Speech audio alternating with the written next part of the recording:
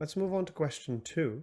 If your party were elected, would you recognize the right to a healthy environment and act on environmental justice and racism while improving laws that protect people and nature from toxins and other pollution? Nikki. Thank you. This is a two-part question. Actually, it's a many-part question. One part of the question is about social justice on the basis of discrimination on various classes. And part of my history has been successfully fighting for inclusion in protected groups at the federal level. I was instrumental in bringing forth some important legislation, Bill C-16, with respect to the Charter of Rights and Freedoms. So that element there is something that is near and dear to my life as an advocate over many decades.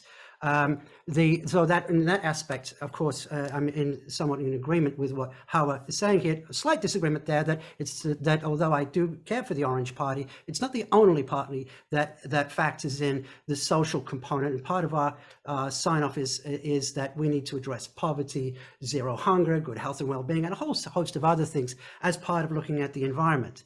That said, it's a big tent, but it is a green tent. And we're talking about the environment here, specifically about the right to a healthy environment and how to improve our environmental society and how to do so quickly. There are two ways of doing this. One of them is legislatively, which is a very slow process. And many of us feel that this will be a minority government, hopefully with some Green Party MPs to shake the cage a little bit. And so what we need are people in each riding who are capable of working with all parties on a non-partisan basis. In order to get things done in York South-Western, you have to work with the municipality, which isn't always NDP or Green or Blue or Red.